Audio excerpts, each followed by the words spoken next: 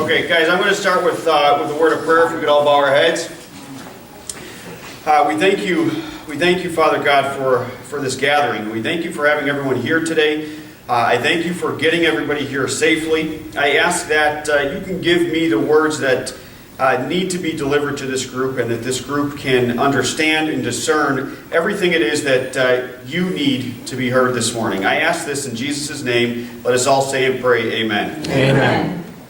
So, I have prepared a lot of information, and after meeting with the nurses, it turns out that a lot of the information that I have put together is exactly what the nurses were talking about as well.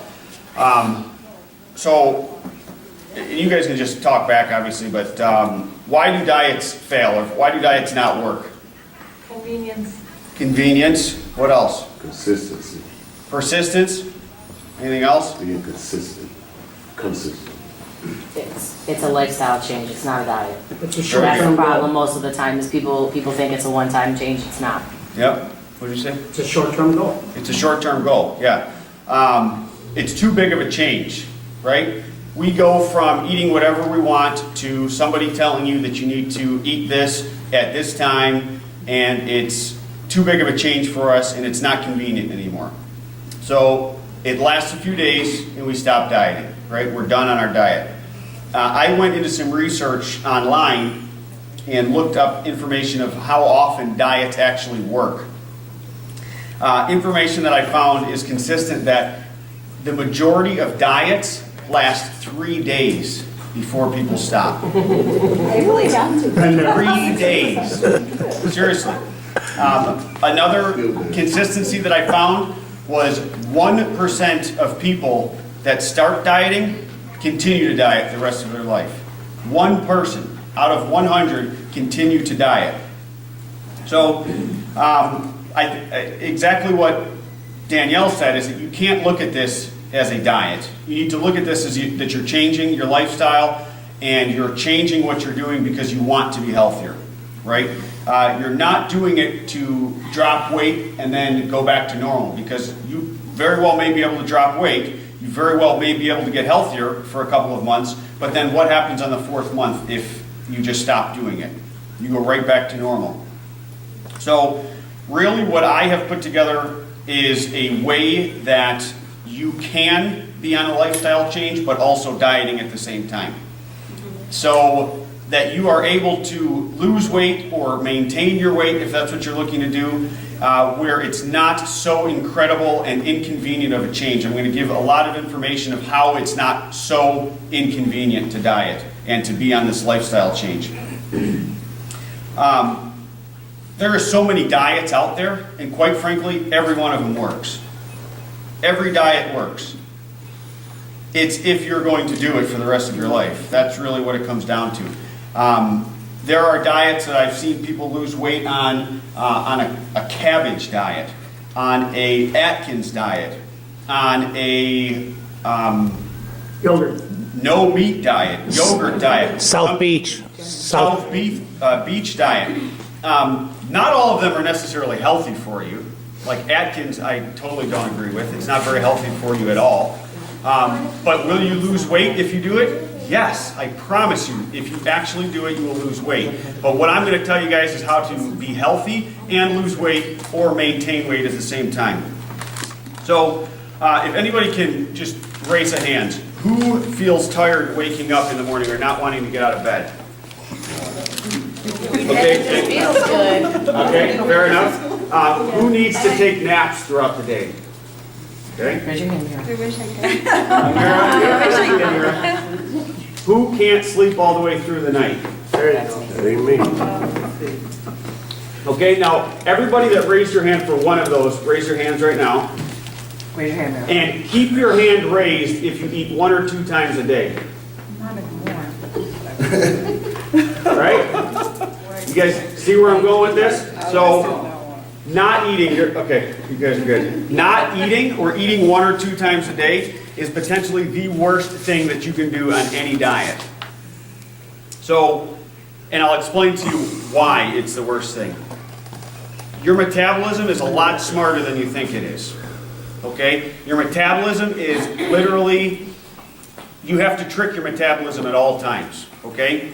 A good diet is based on tricking your metabolism every single day, okay? When you eat 1 or 2 times a day, you go into what's called starvation mode. And your body will literally store the calories that it has because it doesn't think it's going to get any more food. So people talk to me all the time. They say, Joe, I just started working out and I gained 7 pounds my first week. What am I doing wrong? What's the first question you think I ask? What are you eating? How many times a day do you eat is my first question. Oh, I usually wake up and I have coffee, and then I'm usually not hungry until about 1 or 2 in the afternoon, and then I'll eat something small, and then I'll have my dinner at 5. I wake up in the morning and I'm ferociously hungry. I get out of bed starving. I jump out of bed at 4:30 in the morning. I can't sleep anymore, and I need something to eat immediately. And the reason why is because my metabolism is just cruising at all times. So, if you know your metabolism is smart, and you know what starvation mode is, your plan is to never go into starvation mode if you want to lose weight. If you want to lose weight, don't ever allow your body to get into starvation mode. So how do you trick it? Preventing starvation mode is most important. Staying away from your unwanted calories, right? You can eat 1 meal a day and gain weight at the same time. It's possible. In fact, that's usually how it starts, is by eating the 1 meal a day. You eat pasta for dinner, so to speak, or a couple sandwiches or whatever it is, and you only consume 800 calories in 1 meal, and you don't understand why you're gaining weight. Your body is so smart that it knows to store every one of those calories that you ate, and that's why you're tired. That's why you can't sleep throughout the night. That's why you wake up feeling groggy and, oh, I don't want to get out of bed. It's because your metabolism is moving so slow that your body literally shuts down. So, how do you trick your metabolism? And by the way, guys, I'm going to print this sheet for everybody. Okay? Any questions that you have at the end, I'm going to type, and I will also print the questions and answers. So, how do you trick your metabolism? Eat is the answer. Eat all the time. You wake up in the morning. Who wakes up in the morning and isn't hungry? Force yourself to eat. Eat something right away. They say breakfast is the most important meal of the day. It's true. Eat something. Wake up, eat something some people say, within 1 to 2 hours of waking up. I say 10 to 15 minutes. Get up and eat something right away and get your body moving. Your metabolism starts moving when there's food in your stomach. Period. If you have no food in your stomach when you're waking up, you're still fasting. You're still from that night's sleep. Eat meals often, right? Eat something small every couple of hours. Keep your metabolism moving. So if you eat breakfast and then don't eat again for a couple of hours, you start going back into starvation mode again. Your body starts taking a step back. So, what foods and when, right? Who knows the difference between a simple carbohydrate and a complex carbohydrate? Anybody? The nurses. The nurses do? Okay. Does anybody else? Simple white bread and complex like whole grain. Yep, those are examples of them. Yep. Does anybody know how it affects you differently? Nurses? Okay. Oh, it's on the sheet? Okay, okay, great. If it's simple carb, it goes directly to the bloodstream. It doesn't take any time to break down, so you're not using any extra energy. But if it's like complex carb, you require your body to actually use your energy to break it down and last longer and actually fully longer. That's the way that I actually always explain it too. A simple carb, you remember S for sugar, is almost always sugar-based, right? Like a piece of fruit is simple, right? And it breaks down immediately. It's fast-acting. You get energy from it right away. But brown rice, for example, or wheat or oats, things like that, that's complex and it's long-lasting, right? You get energy from it for a long period of time. So you want to really minimize the amount of simple carbs. You need simple carbs, but minimize where you're getting it from too.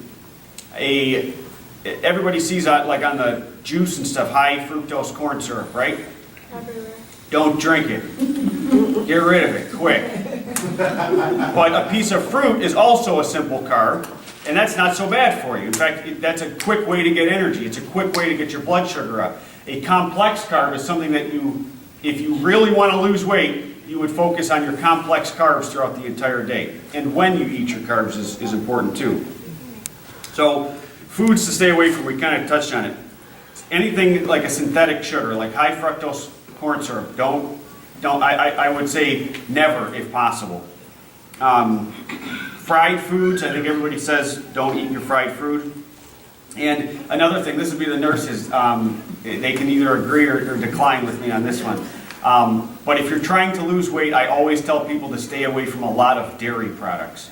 I don't eat any dairy products except for maybe 2 tablespoons of cream in my coffee, and otherwise I don't eat any dairy. And it's not going to help you very much. If you're eating a lot of dairy products, it's not going to help you promote weight loss very well.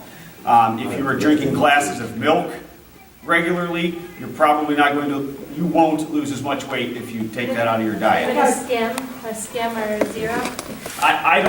This is maybe for the nurses, but I say don't take any dairy. I know it's very Just- high I got- cholesterol though. Just because osteoporosis runs in It the is. family. Yes. What about, What about yogurt? alternate calcium route? What Make sure about- if you're gonna take that out of your diet, you're doing your alternate calcium, because you do need that, and make sure the calcium does have vitamin D, because you need that to break down the calcium in your body. So you're gonna do- Yeah, if you're like osteoporosis, do a lot of the green leafy vegetables. Those are really good sources of Yeah. calcium. Actually, that almond milk has a lot of sugar in it. Yes, that one. Yeah, I agree more with just like nuts themselves. The almonds I agree with, peanuts I agree with. Because I was looking at the Spinach, almond milk too. yesterday, and it only has Spinach? for 1 cup 3 grams of carbs. So is that a good alternative for the coffee? Like if you were gonna put cream in, because that's, I don't drink milk, but we talked about it, and that was Yeah. one thing that I was gonna have a hard time with. And a small amounts of dairy isn't going to be an issue. You know, if you're talking about dairy in your coffee, you won't even notice. But if you're talking about bowls of cereal, you're going to notice a difference. I believe that you will. Now, if you're supplementing, you know, either a vitamin or you're eating your vegetables, I don't think you're going to have an issue with your, you said vitamin D and calcium and things like that. I don't have an issue with no dairy whatsoever. I don't. But, you know, maybe if you just keep it to a minimal and say like 1 yogurt or something. And I'll get into the diet, you know. I like cheese. I have a very big issue with That's that. the one thing And I'm not a clinician, but I do have information from Kaleida Health, the Nutrition and Wellness Center, where they have, as you go through this launch, the weight loss launch, they do have certified dietitians and nutritionists who can answer your exact questions about the milk and the and then, you know, and tell them what it is you're interested in doing, and it's covered by most insurances. And there's also a wellness library, in case you don't want to talk to anyone. There's a library with a human you can talk to, and a computer, so you can also do that. And that's why I brought that information to supplement what you're talking about. Excellent. Now, foods, yeah, and I understand, cheese is a tough I've been one. doing it for 6 weeks though, and I've actually missed it a lot less than I thought I would. Okay, And my and body, now, I have felt better. now Jen is actually, I showed Jen things to eat. How long has it been now? This was the end of the 6 weeks and I've lost 16 pounds. 6 weeks? Congratulations. 16 months, and how do you feel? Do you feel? I mean, this week doesn't count, but under most circumstances, I felt less tired, more energetic. You know. And you'll And I am notice it. sleeping better. I usually don't sleep through the night, I only sleep for a couple hours, but I have been falling asleep and not getting up until the alarm, just Yeah. before the alarm, so. That's good. Now, foods that I recommend, right? And Pastor Al brought a lot of food up here. Greens, pretty much greens of all sorts. There's spinach, romaine lettuce, here's cucumbers, broccoli, celery. What I learned the first time I sat down with my coach that was teaching me bodybuilding, he sat me down and I went over something just like this. It was one-on-one, and he told me green means lean.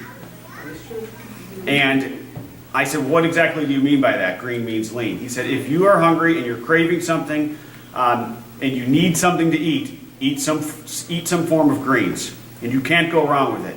Everybody has this special time, right? Don't eat after 8 o'clock. Eat whenever you want to eat. It's what you want to eat, right? If you have a diet where it says don't eat, fried food after 8 o'clock, eat it during the day, well, sure, maybe. But if you are 9 o'clock at night, 10 o'clock at night, and you're getting ready for bed and you're hungry, eat some greens. There's nothing wrong with it. Most of this stuff right here has almost no calories in it. Broccoli has carbohydrates in it. It's almost all fiber. There is nothing any time of day that a cup of broccoli will harm you. I promise. And ever since I learned that green means lean, you can eat a salad late at night. You can eat a cup of broccoli, whatever it is. Is anybody here a vegan? Does anybody not eat meat or vegetarian? You don't eat meat? Okay. Nothing that has a mother, that's vegan. Nothing without a mother, so you don't eat that. My little sister was a vegetarian for like 7 years. It's about cool siblings. And I know people that are vegan and vegetarians, and they are like gung ho about it. They love it. It is healthy. Don't get me wrong. But I don't. I eat meat, and I believe in it. I teach it. And I gotta say, I know some vegan and vegetarians who are very overweight because they think they eat pasta. Right. It's like whenever I go to a dinner, I used to always order the vegetarian plate, which I ordered one yesterday at a luncheon. It was rice balls, baked potato with cheese, and like sweet potato something, and 3 pieces of asparagus. So the plate that had the chicken, the potato, and the asparagus was a lot less calories and everything else than this. I chuckled. I'm like, what is this plate of starch? And that's why I hate to say, a lot of times if say you're trying to cut back on meat, ask them if they can take off the chicken and give you double vegetables. If it isn't pre-measured, you won't have a problem when you go to a banquet, and you can do that, because a lot of times a banquet will give you let's say if it's beef, can you just remove the chicken and give me the extra vegetables? And then that's another way of cutting back and keeping light. And I also want to say, I didn't know what your topic was. On the back of this, I have southern kale, and if you leave out the recipe for southern kale, and if you leave out the ham or prosciutto, it'll be a lot less in the sodium, but it's spicing it up with minced garlic and crushed red pepper. So I have this, and that would fall in line with your conversation. Absolutely. But I have just one other thing. Yeah.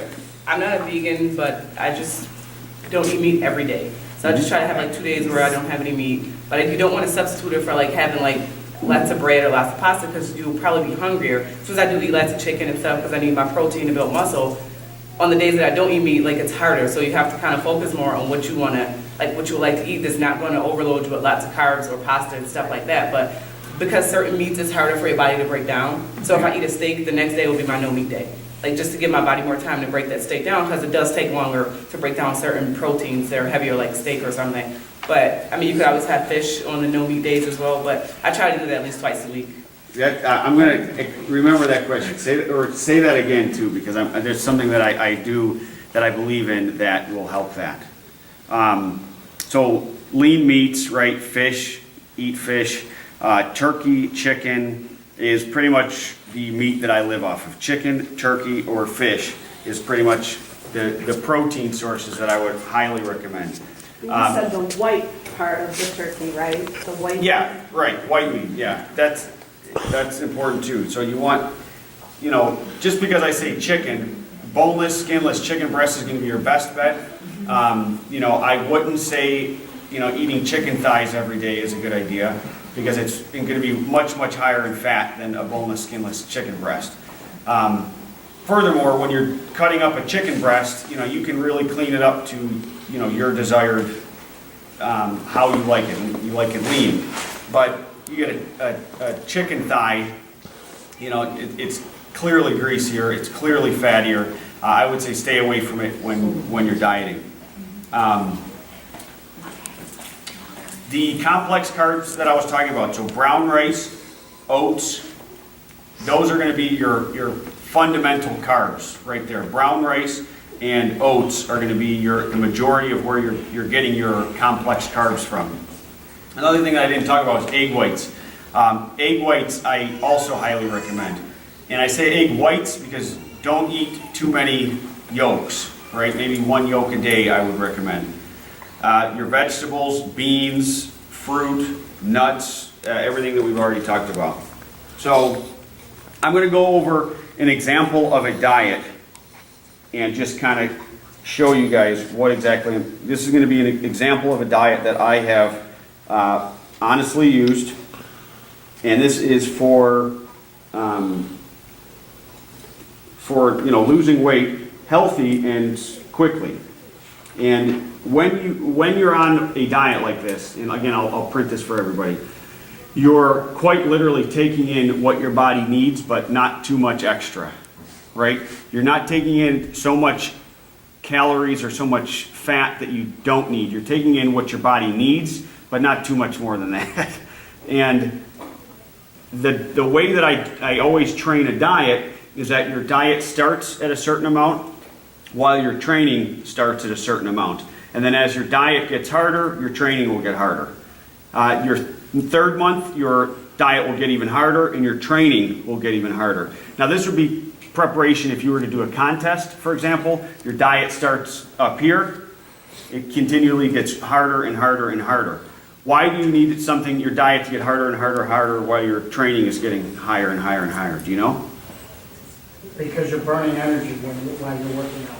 Correct? So you're going to get hungrier a lot faster. Correct. Why do you think the diet needs to keep changing? You said about tricking your metabolism. For tricking your metabolism. Again, the first thing that I said was your metabolism is smarter than you think it is. It gets used to everything that you do.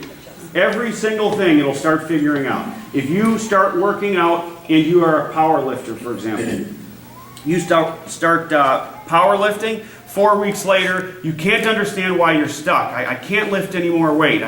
Everything is the same. You need to change it. So at all times, your diet will be changing, your training will be changing. And when I get into your training, it's always a consistent cycle. You're going to do 4 weeks of something, and then after your 4th week, you're done. You move on to something different. There's muscle confusion is what they call it. Has anyone heard of, the P90X? They call it muscle confusion. It's true. It works. You don't do the same thing over and over again. Never do the same thing over and over again. If you want to see results of muscle gain and see results of weight loss, you should be never doing the same thing repetitively. So, meal 1, you wake up in the morning, and there's 6 meals in a day when you're training on a diet. Immediately after waking up, you would eat your breakfast, where you eat plain oatmeal with water. Now, everyone hates that. Everyone hates plain oatmeal. I get it. Sometimes what I do for flavors, I'll put like a dash of salt on it, or I'll put like a handful of blueberries on it. Okay? I've been adding Cinnamon, raisins, yep.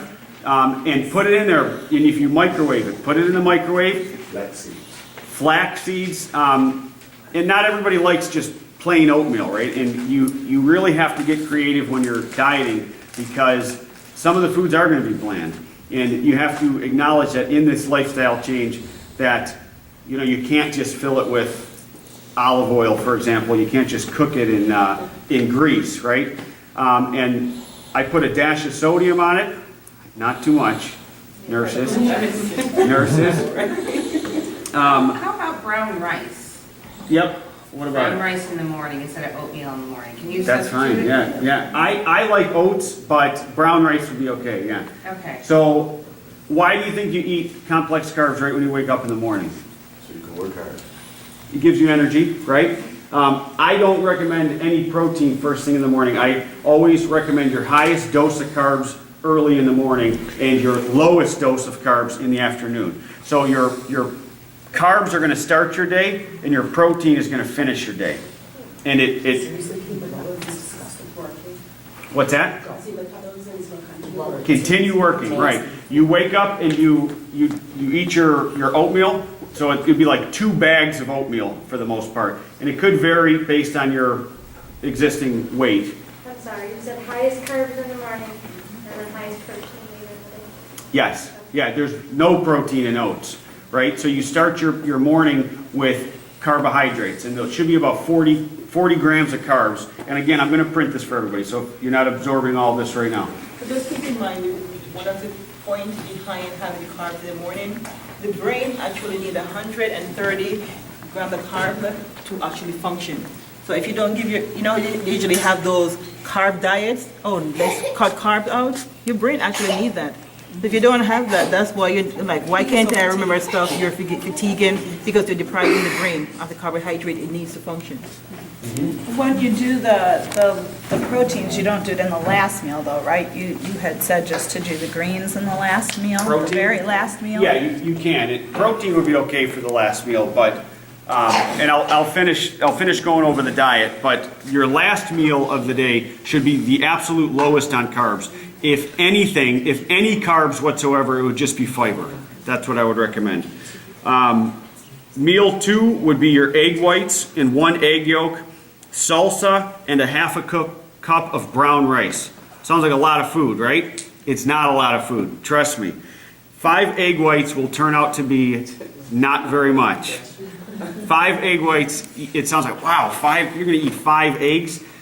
It's really not that much food. And when I sat down and I speak to people about it, it's like, Joe, that's way more food than I eat as of right now. He said, well, eat it and then tell me if you're hungry after. And you will notice that you still will be hungry. You will be. Go ahead. Can you boil it, the egg, and then just remove the yolk? That's what I do Yep. almost every day. That's what I recommend, Alright, so we need to do yeah. it. Yeah. The only other thing that I've done different is I'll crack them into the rice and make like almost like a Okay. stir fry rice with To it. to give it a little taste, I've done it many times, I'll take 5 or 6 of them, 1 yolk, and I'll scramble it and throw hot sauce or that. Oh, I yeah, do. hot sauce, Yes, Get in. Go I have ahead. to remember that the more you do to an egg, the more nutrition you're losing from it. So, I mean, it's like the best is raw, but who's going to do that? Over easy is probably more, just, whatever, there, with a, slightly cooked. And like, hard boiled is like 3rd or 4th down the list. Scrambled is the worst. You may as well have toast. You know what I Yeah. mean? So you just have to keep that in mind too. So, out of ease, what we were talking about earlier is convenience.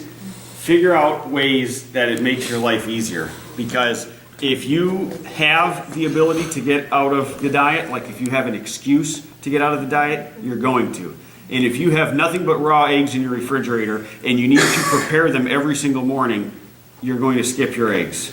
If you have nothing but raw chicken in your freezer and you need to cook chicken every single day of the week, there's your excuse. That's why we failed. We tried it. We failed quickly. The So- greatest thing that I found to be of ease is to have the eggs hard boiled, have my salad. If I have to go to an appointment with somebody or something, I pack the salad with the hard boiled egg already cut up in it and Yep. just throw a plastic fork in there. That would I can be eat my- it in the car. That would be my biggest tip for anybody is if you are really going to do this seriously in diet, get a 2-pound bag of rice, put that in a big pot and make your rice. Put that in the refrigerator, okay? You are not going to cook brown rice every day of the week. As much as you say you will, I'm gonna do it, I'm dedicated, I'm telling you now, you won't. Yep. I used to eat brown rice every day when I lived with my mom. Did you cook it every day? She did. Yeah. Okay. Maybe you're right.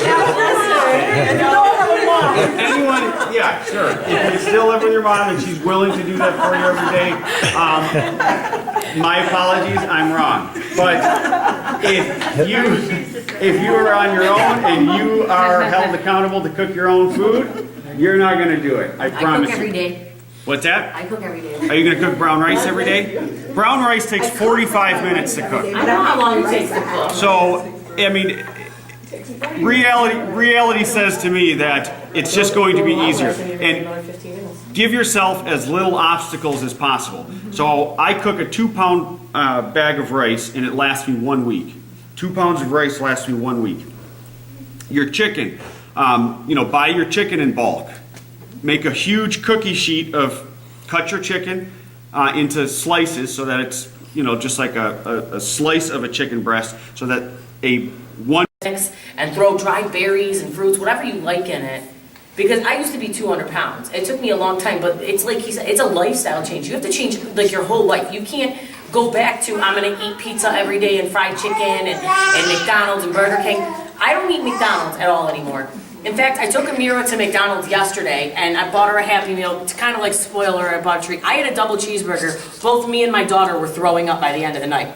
That's how much garbage is in that food. Don't eat it for 6 months and then don't eat any fast food for 6 months and go and have a burger. I guarantee you, you are going to get sick. It is all processed, it is all fake, it's all soy-based crap. It's not even real food. Their burgers come in a box that say 45% real beef. What is the other 55%? Hi, handsome. Now, one thing that she mentioned is, so if you get dressing, okay, if you need to have dressing on your salad, just put dressing on your salad. Don't drown your salad, okay? But there's light dressing, right? Do you know how they make the light dressing light? They take the fat out and they put sugar in. I would rather you be eating olive oil, like a regular dressing, than light dressing. Oh, it's like a regular dressing? Because to make it light, they take out, it's just less oil, and they add high fructose corn syrup. That's worse. Just get regular dressing. I didn't know that. Just get regular old dressing. Do they add that to the vinaigrettes too? I don't know. Just look at the. No, that's what I'm saying. Don't do the fat-free. Fat is okay. It is fat-free, but it's not sugar-free. Correct. It is fat-free, and that's how they sell it. And they say it's fat-free. They take the oils out, okay, and now it's just added with extra fake sugar, because it's cheaper for them to put in high fructose corn syrup. So it tastes sweet. It tastes really good, but it's not good for you. So if you have to have dressing on a salad, just use regular dressing. Italian dressing is not that bad for you. It's, like she said, it's olive oil and vinegar and spices. What about your frozen meals, like Healthy Choice and Lean Cuisine? Don't eat it. It's fake meat. Oh, really? It's processed. And I just say that I just stopped eating frozen meals. I mean, as much as, because I cannot pee for a day when I eat a frozen meal. There must be so much crap and salt and stuff in a frozen meal. And I said, my imagination, so I would try this brand and that brand and that brand. And I didn't go to a doctor and ask, but I just know if I ate like a Healthy Choice frozen meal, it is virtually almost impossible for me to pee for a day, which means it's kicking the butt in my kidneys. Yeah. I'm not even a clinical person, but I know it's doing something in my body. If I can't eat, if I can't go to the bathroom, I can drink and drink and drink and nothing comes out. The key word is fluid goes where the sodium is. Yeah. If you consume all that sodium, it's going to go where the sodium isn't in your body. It's not going outside. One thing that I will always recommend you do, if you're going and buying any kind of food, okay, and especially if it's packaged, flip it over and look at the ingredients. If the ingredients list is this long, don't eat it. If it's 1 or 2 things, eat it. Okay? If you look at a box of oats, the ingredient says rolled oats, period. Eat it. Right? If you look at it and it says, fructose this and glucose this and preservative this and that, don't eat it. And if you look at the ingredients in the turkey, for example, it's a huge, long list of ingredients that are in it, preservatives and things like that, and it's not good for you. Also, if there's more than like 4 or 5 things you can't even pronounce, Get it out. it would be okay to just say no to that one. Just get it out. Yeah. I know one thing I use a lot, I use flax seeds a lot. Flax seeds is very good. And I reversed my diabetes. I cut out all the breads. I eat only whole grain every now and then, or rye bread. But I cut out, I don't fry any food anymore. I bake. I find a lot of ways to cook without frying, and it tastes just as good, if not better. But so I do that, and when I drink something, I cut up an orange peels. I take lemon peels, mint leaves, and cucumbers and put it in the pitcher with water, And that's good. and I put it in the refrigerator. That's really good. Very good. I've done that, the Very good. You'd be surprised how refreshing it really the is. mint leaves and the lemon and the cucumber, really good. Can I ask a question? I mean, because I don't know when you're gonna, like, change, because we've been talking about food for a while. How about, you talked about getting up in the morning, exercise. How do you overcome that, I don't feel like exercising? You know, like you're eating healthy, you're doing everything right, everyone's doing everything right. But how do you get that motivation? Because they go hand in hand. They do go hand in hand. Well, yeah, just do it. But the toughest part of getting into this lifestyle change is going to be your first week because you don't have anything to base it off of anymore. You know, you're basing feeling good off of what you had last week, which isn't good. Now, once you start feeling good, it won't be so hard to get back into the gym. It won't be so hard to eat that healthy meal because you're going to have that feeling built up. Where if I was to tell, I forgot your first name, Ms. Craig, don't go to the gym for a week. No. You see what I mean? Because there are certain, the nurses can probably help me. Is it endorphins? Endorphins, when you work out, it's like getting a high for other people. I can't miss the gym, but not everybody knows that feeling. So when you start getting into it, another thing that they say for people that exercise is do it the first thing in the morning. And the reason being is by the time you get out of work, how do you feel? Right? You can't do it first thing in the morning, is there another time? Anytime that you're able, really. But if you can exercise first thing in the morning, okay, you get all those endorphins kicking, you get your blood pumping, you get everything feeling good. I promise you, the first day that you exercise in the morning will be the best day, and you'll say, I have to work out all the time in the morning. I guarantee it. I agree. Because I work out in the morning. I started out with just like simple stretches with yoga. And it's funny, but like everyone thinks I'm a morning person. I am not at all. Don't talk to me till I have my coffee. People think I'm a morning person because I take 15, 20 minutes and I do yoga and I exercise in the morning. Then you get all hyper and you're ready to run around. People say I'm high, that's why I'm high energy. It gets you moving. Yeah, it really gets the day started off on the right foot. It absolutely does, if you can do it in the morning. Now, it's not suitable for everybody. Can I just say something? I know when I was working and I was going to the gym and I couldn't go in the morning, going after work was also good because it helped me to release a lot of the stress that I would have from the day at work. So that did have its benefits. Right, so It did work to do that. to answer the question is, you gotta stick it out for a week, and then you have something to compare it to. When you say, this week I felt so much better than last week, you'll say, okay, I need to keep going. Nothing else changed but your diet and your exercise. You will feel better, and it's guaranteed. Now, I heard somebody say over here, do that on your cheat day, and I never mentioned a cheat day, so that's good that somebody's talking. I have to have cheat days, but I just try like. Everybody has to have a cheat day. I look forward to cheat day. I say, oh, that'll just have to have that on cheat day. I You just have to. save that for cheat day. Now, there's a couple reasons why you need a cheat day. First would probably Date. a cheat day. I'm married, Damon. No, cheat day. So, first off is get it out of your system. Like Jen's reason is, man, I want that cupcake. I'll have it on cheat day. Okay? But second reason is what? You guys know? Because this would be one thing that I would think. If you deny yourself for so long, then when you do actually give in, you're gonna just gorge yourself on it. Like That's if a you good really reason. want a chocolate bar and you don't get that chocolate bar or a piece of bread or cheese, whatever it is, and you just go weeks and weeks and weeks and weeks, when you finally give in and break down, you're just gonna go way overboard. It's just gonna be. As far as dieting, why do you think a cheat day is needed? So you can relax. It throws you off. It gets your it freaks your metabolism out, and you go in the day after your cheat day. Anybody that I've ever trained on a diet, I said, okay, now on Saturday you need to eat this many carbohydrates, and Sunday you need to eat this many carbohydrates, and they're like, no way, I'm going to gain weight. No way, I can't do that. I'm gonna gain weight if I do that. You won't gain weight if you do that. In fact, you will lose more weight on Monday than you did the rest of the week. Monday and Tuesday is going to be the fastest days of your metabolism because you increased your carbohydrates and your fat levels to more than they're used to, and your body now believes that it's getting too much calories, so it starts going into like hyperdrive, and you burn all of that off again.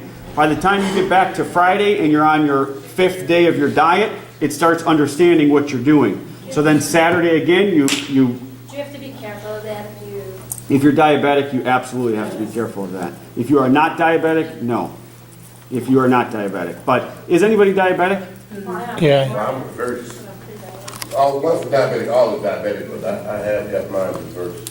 And it's to a certain extent. If you are not diabetic, it's not going to harm you if you have your cheat day.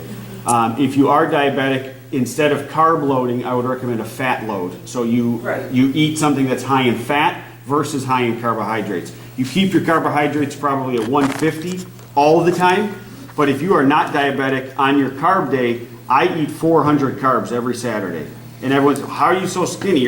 I literally eat 400 carbohydrates every single Saturday. I could sit down and eat, 5 pieces of fruit, 2 cups of brown rice in one sitting, and everyone's like, how is that even possible? A day later, I've lost a pound. It doesn't make sense, but your metabolism is smarter than you think it is. So at all times, you need to be tricking your metabolism. If you are on a diet and you come to Saturday and you say, you know what, I'm not craving sugar, I'm going to keep dieting. No, eat.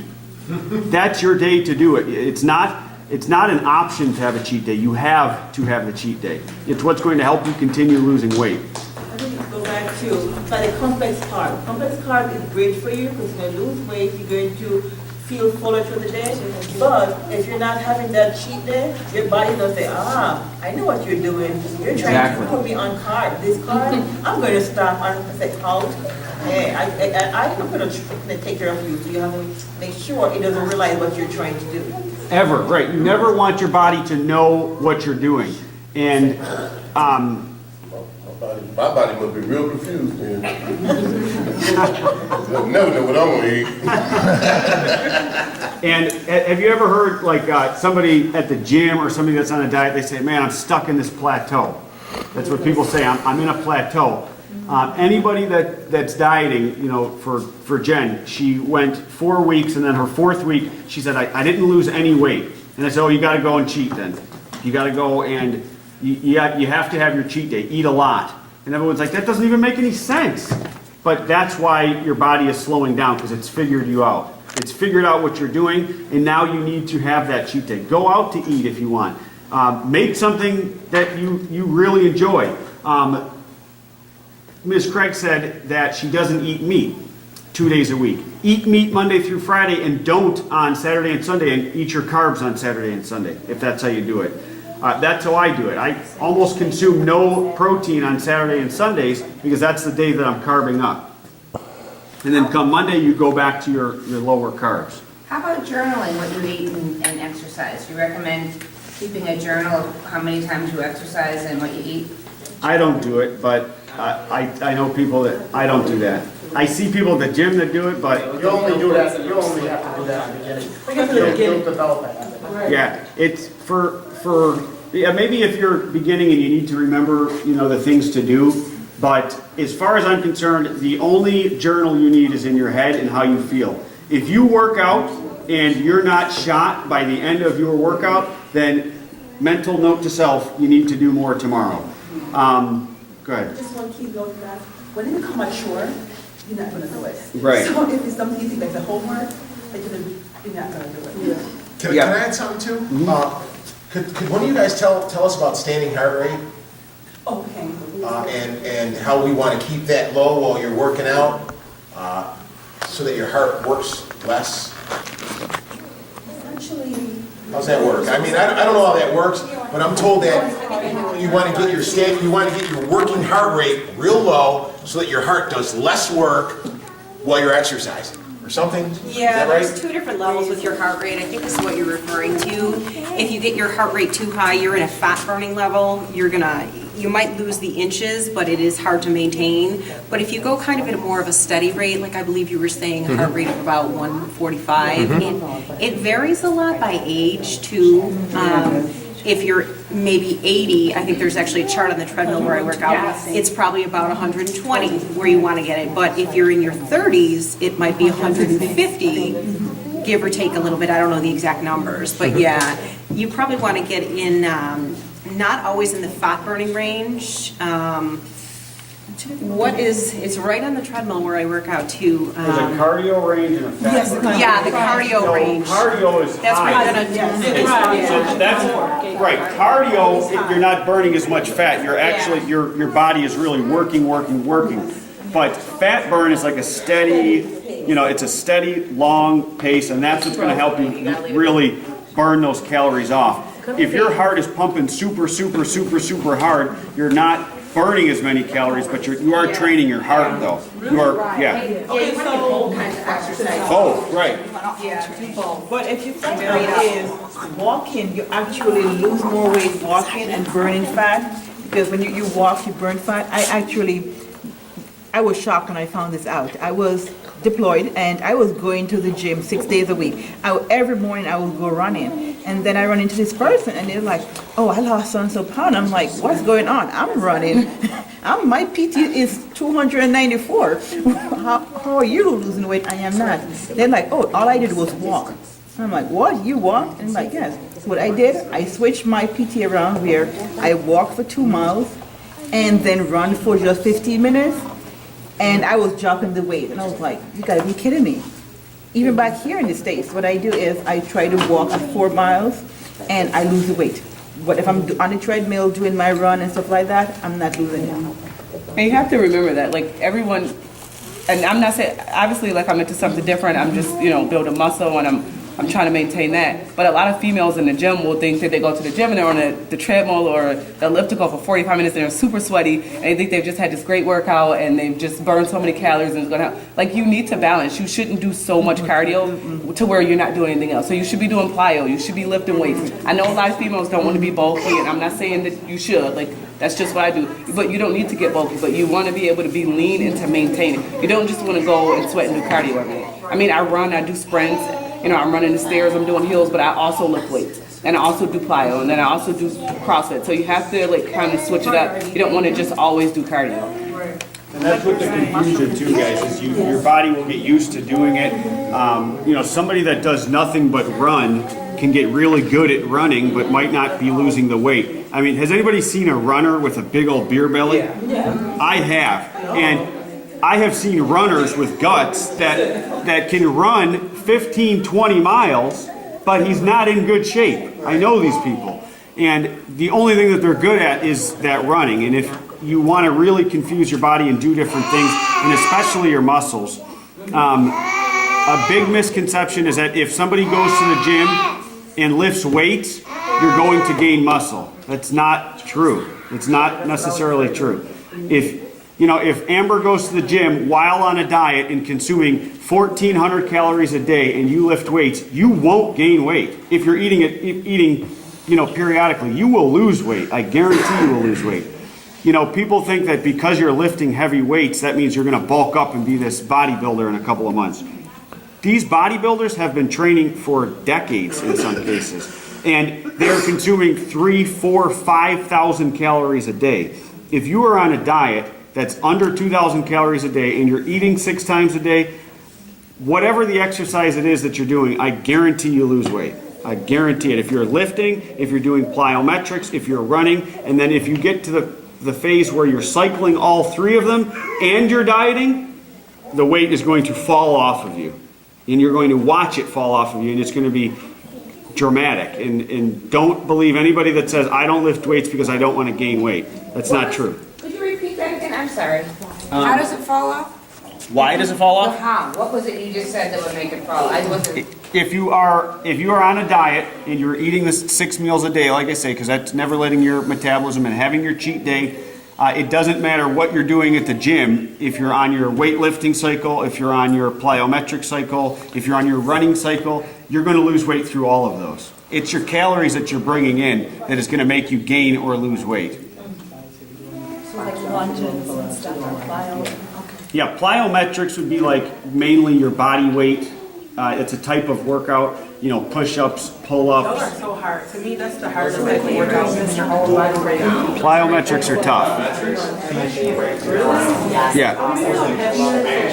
Yeah, when you move down and get down where you're supposed to be, it gets easier. Because like, I can do more pull-ups than most men I know, but it's because I'm smaller. Right. So it's, to me, it's fun. Those are my best ones. I'm thinking that everybody Oh, was yeah. on the machine. Oh, dude, they're but most of the trainers, they take their clients not on the machine.